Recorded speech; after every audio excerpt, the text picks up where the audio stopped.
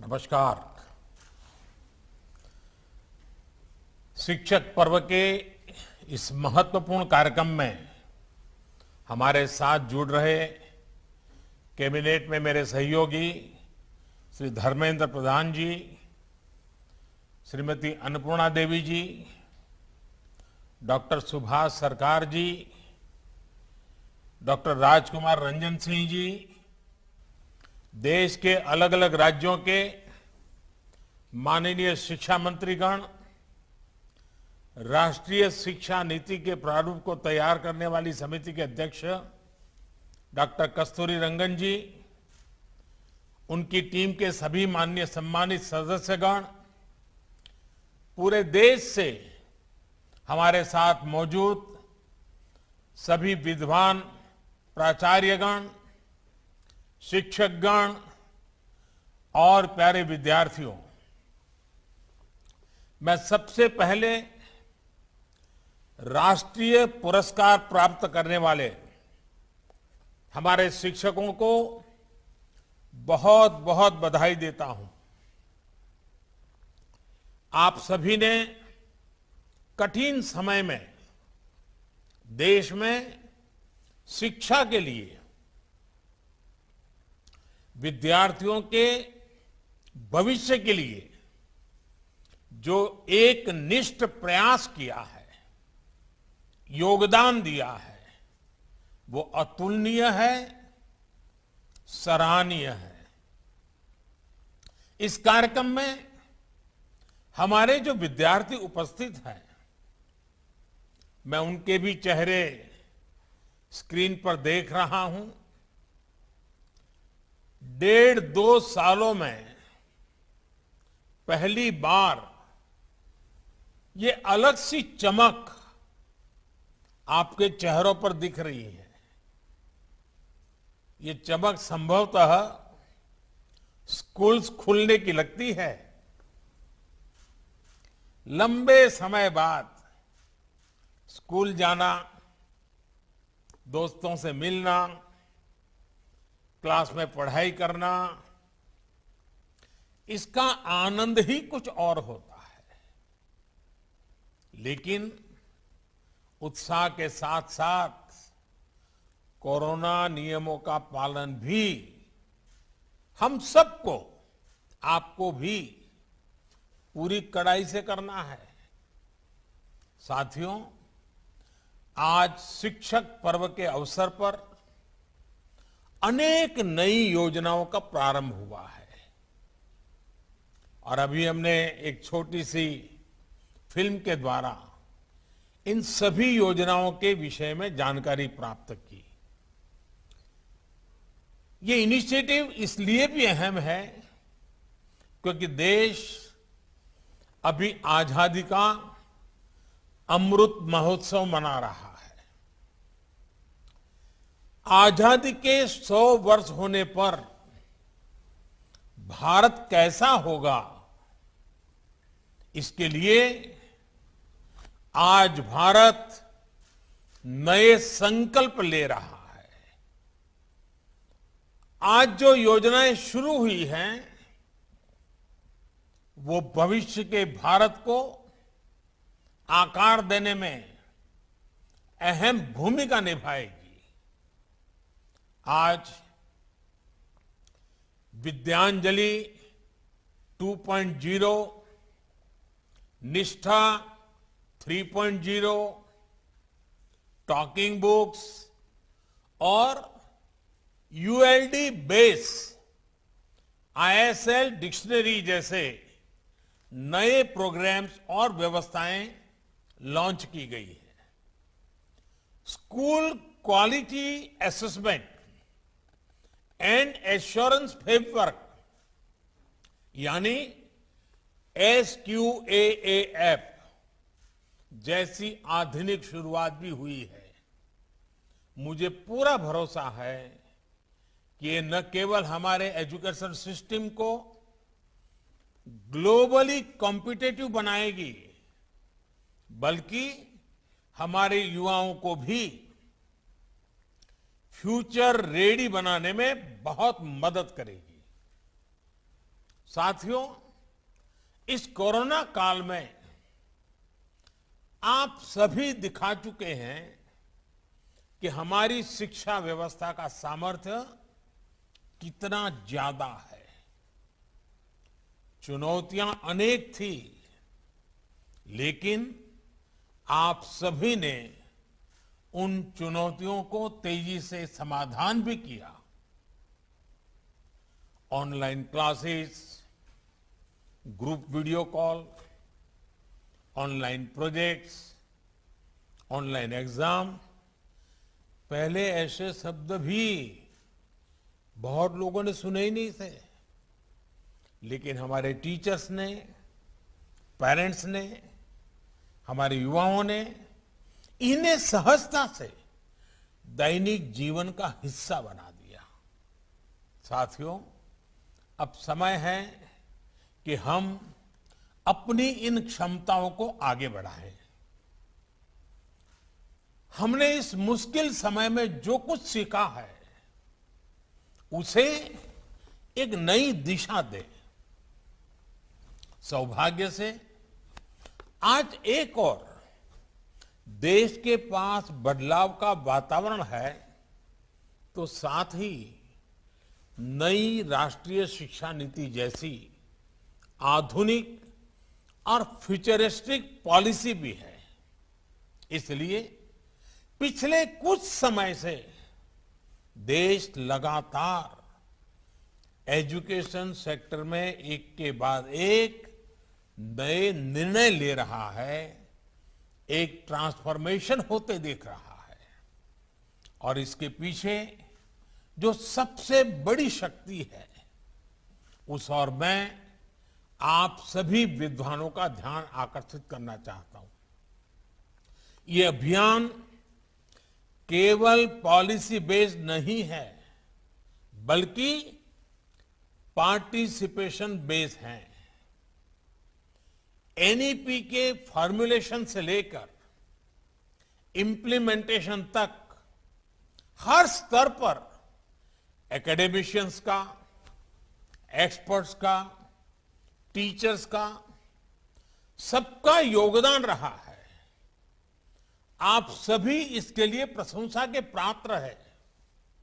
अब हमें इस भागीदारी को एक नए स्तर तक लेकर जाना है। हमें इसमें समाज को भी जोड़ना है। साथियों, हमारे यहां कहा गया है, व्यये कृते वर्धते एव नित्यम विद्या धनम सर्वधन प्रधानम। अर्थात विद्या सभी संपदाओं में, सभी संपत्तियों में सबसे बड़ी संपत्ति है, क्योंकि विद्या ही ऐसा धन है जो दूसरों को देने से, दान करने से बढ़ती है। विद्या का दान शिक्षा देने वाले के जीवन में भी बहुत बड़ा परिवर्तन लाता है। इस कार्यक्रम में जुड़े आप सभी शिक्षकों ने भी हृदय से ये महसूस किया होगा। किसी को कुछ नया सिखा देने का जो सुख और संतोष होता है, वो अलग ही होता है। विद्यांजलि 2.0 इसी पुरातन परंपरा को अब एक नए कलेवर में मजबूत करेगी। देश ने सबका साथ, सबका विकास, सबका विश्वास के साथ सबका प्रयास का जो संकल्प लिया है, विद्यांजलि 2.0 उसके लिए एक बहुत ही जीवंत प्लेटफॉर्म की तरह है, वाइब्रेंट प्लेटफॉर्म की तरह है। इसमें हमारे समाज को, हमारे प्राइवेट सेक्टर को आगे आना है और सरकारी स्कूलों में शिक्षा की गुणवत्ता बढ़ाने में अपना योगदान देना है। साथियों, अनादिकाल से भारत में समाज की सामूहिक शक्ति पर भरोसा किया गया है। ये अरसे तक हमारी सामाजिक परंपरा का हिस्सा रहा है। जब समाज मिलकर कुछ करता है तो इच्छित परिणाम अवश्य मिलते हैं। और आपने ये देखा होगा और देखा है कि बीते कुछ वर्षों में जन भागीदारी अब फिर भारत का नेशनल कैरेक्टर बनता जा रहा है। पिछले 6-7 वर्षों में जन भागीदारी की ताकत से भारत में ऐसे ऐसे कार्य हुए हैं जिनकी कोई कल्पना भी नहीं कर सकता था। चाहे स्वच्छता आंदोलन हो, गिव इट अप की स्पिरिट से हर गरीब के घर में गैस का कनेक्शन पहुंचाना हो, गरीबों को डिजिटल लेन देन सिखाना हो, हर क्षेत्र में भारत की प्रगति ने जन भागीदार से ऊर्जा पाई है। अब विद्यांजलि भी इसी कड़ी में एक सुनहरा अध्याय बनने जा रही है। विद्यांजलि देश के हर नागरिक के लिए आह्वान है कि वो इसमें भागीदार बने, देश के भविष्य को गढ़ने में अपनी सक्रिय भूमिका निभाएं, 2 कदम आगे आए। आप एक इंजीनियर हो सकते हैं, एक डॉक्टर हो सकते हैं, एक रिसर्च साइंटिस्ट हो सकते हैं, आप कहीं आईएएस ऑफिसर बनकर के कहीं कलेक्टर के रूप में कहीं काम करते हो, फिर भी आप किसी स्कूल में जाकर बच्चों को कितना कुछ सिखा सकते हैं। आपके जरिए उन बच्चों को जो सीखने को मिलेगा उससे उनके सपनों को नई दिशा मिल सकती है।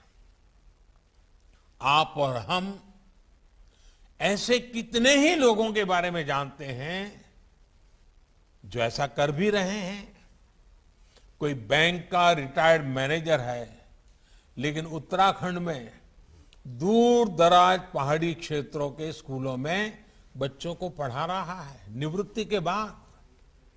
कोई मेडिकल फील्ड से जुड़ा है, लेकिन गरीब बच्चों को ऑनलाइन क्लासेस दे रहा है, उनके लिए संसाधन उपलब्ध करवा रहा है। यानी आप चाहे समाज में किसी भी भूमिका में हो, सफलता की किसी भी सीढ़ी पर हो, युवाओं के भविष्य निर्माण में आपकी भूमिका भी है और भागीदारी भी है। अभी हाल ही में संपन्न हुए टोक्यो ओलंपिक और पैरा ओलंपिक में हमारे खिलाड़ियों ने शानदार प्रदर्शन किया है। हमारे युवा इनसे कितना प्रेरित हुए हैं। मैंने अपने खिलाड़ियों से अनुरोध किया है कि आजादी के अमृत महोत्सव के अवसर पर हर खिलाड़ी कम से कम 75 स्कूलों में जाएं। मुझे खुशी है कि इन खिलाड़ियों ने मेरी बात को स्वीकार किया है और मैं सभी माननीय शिक्षक गण से कहूंगा, आचार्य गण से कहूंगा कि आप अपने इलाके में इन खिलाड़ियों से संपर्क कीजिए, उनको अपने स्कूल में बुलाइए, बच्चों के साथ उनका संवाद करवाइए। देखिए, इससे हमारे स्टूडेंट्स को कितनी प्रेरणा मिलेगी, कितने प्रतिभावान स्टूडेंट्स को खेलों में आगे जाने का हौसला मिलेगा। साथियों, आज एक और महत्वपूर्ण शुरुआत school quality assessment and assurance framework यानी SQAA ऐप के माध्यम से भी हो रही है। अभी तक देश में हमारे स्कूलों के लिए, एजुकेशन के लिए कोई एक कॉमन साइंटिफिक फ्रेमवर्क ही नहीं था। कॉमन फ्रेमवर्क के बिना शिक्षा के सभी पहलुओं जैसे कि curriculum, pedagogy, assessment, infrastructure, inclusive practices और गवर्नेंस प्रोसेसेस, इन सभी के लिए स्टैंडर्ड बनाना मुश्किल होता था। इससे देश के अलग अलग हिस्सों में, अलग अलग स्कूलों में स्टूडेंट्स को शिक्षा में असमानता का शिकार होना पड़ता है। लेकिन एसक्यूएएफ अब इस खाई को पाटने का काम करेगा।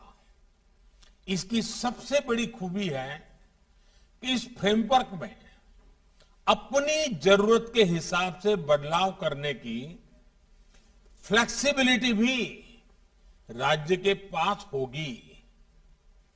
स्कूल्स भी इसके आधार पर अपना मूल्यांकन खुद ही कर सकेंगे। इसके आधार पर स्कूलों को एक ट्रांसफॉर्मेशनल चेंज के लिए प्रोत्साहित भी किया जा सकेगा। साथियों, शिक्षा में असमानता को खत्म करके उसे आधुनिक बनाने में नेशनल डिजिटल एजुकेशनल आर्किटेक्चर यानी एनडीआर की भी बड़ी भूमिका होने वाली है। जैसे यूपीआई इंटरफेस ने बैंकिंग सेक्टर को रिवोल्यूशनाइज कर दिया है, वैसे ही एनडीआर सभी एकेडमिक एक्टिविटीज के बीच एक सुपर कनेक्ट का काम करेगा।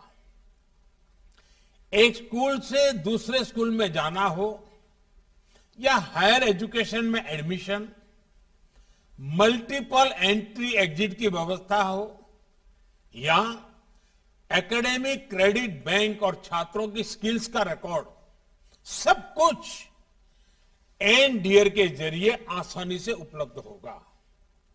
ये सभी ट्रांसफॉर्मेशंस हमारे न्यू एज एजुकेशन का चेहरा भी बनेंगे और क्वालिटी एजुकेशन में भेदभाव को भी खत्म करेंगे। साथियों, आप सभी इस बात से परिचित हैं कि किसी भी देश की प्रगति के लिए एजुकेशन न केवल इंक्लूसिव होनी चाहिए बल्कि इक्विटेबल भी होनी चाहिए। इसलिए आज देश टॉकिंग बुक्स और ऑडियो बुक्स जैसी तकनीक को शिक्षा का हिस्सा बना रहा है। यूनिवर्सल डिजाइन ऑफ लर्निंग यानी यूडीएल पर आधारित 10,000 शब्दों की इंडियन साइन लैंग्वेज डिक्शनरी को भी विकसित किया गया है। असम के बिहू से लेकर भारतनाट्यम तक सांकेतिक भाषा हमारे यहां सदियों से कला और संस्कृति का हिस्सा रही है। अब देश पहली बार साइन लैंग्वेज को एक सब्जेक्ट के रूप में पाठ्यक्रम का हिस्सा बना रहा है ताकि जिन मासूम बच्चों को इसकी विशेष जरूरत है वो किसी से पीछे न रह जाए। ये तकनीक दिव्यांग युवाओं के लिए भी एक नई दुनिया का निर्माण करेगी। इसी तरह निपुण भारत अभियान में 3 वर्ष से 8 साल तक के बच्चों के लिए foundational literacy and numeracy mission launch किया गया है। 3 साल के उम्र से ही सभी बच्चे अनिवार्यतः प्री स्कूल शिक्षा प्राप्त करें, इस दिशा में जरूरी कदम उठाए जाएंगे। इन सभी प्रयासों को हमें काफी आगे तक लेकर जाना है और इसमें आप सभी की, विशेष करके हमारे शिक्षक मित्रों की भूमिका बहुत बड़ी महत्वपूर्ण है।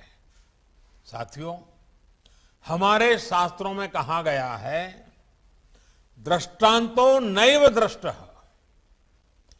त्रिभुवन जठरे सद्गुरोः ज्ञानदातु। अर्थात पूरे ब्रह्मांड में गुरु की कोई उपमा नहीं होती, कोई बराबरी नहीं होती। जो काम गुरु कर सकता है वो कोई नहीं कर सकता। इसलिए आज देश अपने युवाओं के लिए शिक्षा से जुड़े जो भी प्रयास कर रहा है उसकी बागडोर हमारे इन शिक्षक भाई बहनों के ही हाथों में है। लेकिन तेजी से बदलते इस दौर में हमारे शिक्षकों को भी नई व्यवस्थाओं और तकनीकों के बारे में तेजी से सीखना होता है। निष्ठा ट्रेनिंग प्रोग्राम से, इस ट्रेनिंग प्रोग्राम का एक अच्छा सा निष्ठा आपके सामने अभी प्रस्तुत किया गया। इस निष्ठा ट्रेनिंग प्रोग्राम के जरिए देश अपने टीचर्स को इन्हीं बदलावों के लिए तैयार कर रहा है। निष्ठा 3.0 अब इस दिशा में एक और अगला कदम है और मैं इसे बहुत महत्वपूर्ण कदम मानता हूं। हमारे टीचर्स जब competency based teaching, art integration, high order thinking और क्रिएटिव एंड क्रिटिकल थिंकिंग जैसे नए तौर तरीकों से परिचित होंगे तो वो भविष्य के लिए युवाओं को और सहजता से गढ़ पाएंगे। साथियों, भारत के शिक्षकों में किसी भी ग्लोबल स्टैंडर्ड पर खरा उतरने की क्षमता तो है ही, साथ ही उनके पास अपनी विशेष पूंजी भी है। उनकी विशेष पूंजी, ये विशेष ताकत है उनके भीतर के भारतीय संस्कार। और मैं आपको मेरे 2 अनुभव बताना चाहता हूं। मैं प्रधानमंत्री बनकर के जब पहली बार भूटान गया तो वहां का राज परिवार हो, वहां के शासकीय व्यवस्था के लोग हो, बड़े गर्व से कहते थे कि पहले हमारे यहां करीब करीब सभी टीचर्स भारत से आते थे और यहाँ के दूर सुदूर इलाकों में पैदल जाकर के पढ़ाते थे। और जब ये शिक्षकों की बात करते थे, भूटान का राज परिवार हो या वहां के शासक, बड़ा गर्व अनुभव करते, उनकी आंखों में चमक नजर आती थी। वैसे ही जब मैं सऊदी अरेबिया गया और सऊदी अरेबिया के किंग से जब बात कर रहा था तो वो इतने गौरव से मुझे उल्लेख कर रहे थे कि मुझे भारत के शिक्षक ने पढ़ाया है, मेरा शिक्षक भारत का था। अब देखिए, शिक्षक के प्रति कोई भी व्यक्ति कहीं पर भी पहुंचे उसके मन में क्या भाव होता है। साथियों, हमारे शिक्षक अपने काम को केवल एक पेशा नहीं मानते, उनके लिए पढ़ाना एक मानवीय संवेदना है, एक पवित्र और नैतिक कर्तव्य है। इसलिए हमारे यहां शिक्षक और बच्चों के बीच प्रोफेशनल रिश्ता नहीं होता, बल्कि एक पारिवारिक रिश्ता होता है। और ये रिश्ता, ये संबंध पूरे जीवन का होता है। इसलिए भारत के शिक्षक दुनिया में जहां भी कहीं जाते हैं अपनी एक अलग छाप छोड़ते हैं। इस वजह से आज भारत के युवाओं के लिए दुनिया में अपार संभावनाएं भी हैं। हमें आधुनिक एजुकेशन इकोसिस्टम के हिसाब से खुद तैयार करना है और इन संभावनाओं को अवसरों में बदलना भी है। इसके लिए हमें लगातार इनोवेशन करते रहना होगा। हमें टीचिंग लर्निंग प्रोसेस को लगातार रीडिफाइन और रीडिजाइन करते रहना होगा। जो स्पिरिट आपने अभी तक दिखाई है, उसे हमें अब और ऊंचाई देनी होगी और हौसला देना होगा। मुझे बताया गया है कि शिक्षक पर्व के इस अवसर पर आप आज से 17 सितंबर तक, 17 सितंबर हमारे देश में विश्वकर्मा जयंती के रूप में मनाया जाता है। ये विश्वकर्मा अपने आप में निर्माता है, सृजनहार है। तो 7 तारीख से 17 तारीख तक अलग अलग विषयों पर वर्कशॉप, सेमिनार आयोजित कर रहे हैं। ये आपने अपने आप में एक सराहनीय प्रयास है। देश भर के इतने टीचर्स, एक्सपर्ट्स और पॉलिसी मेकर्स जब एक साथ मंथन करेंगे तो इससे, और आजादी के अमृत महोत्सव में इस अमृत की अहमियत और ज्यादा है। आपके इन सामूहिक मंथन से राष्ट्रीय शिक्षा नीति को सफलतापूर्वक लागू करने में भी काफी मदद मिलेगी। मैं चाहूंगा कि इसी तरह आप लोग अपने शहरों में, गांवों में भी स्थानीय स्तर पर प्रयास करें। मुझे विश्वास है कि इस दिशा में सबके प्रयास से देश के संकल्पों को नई गति मिलेगी।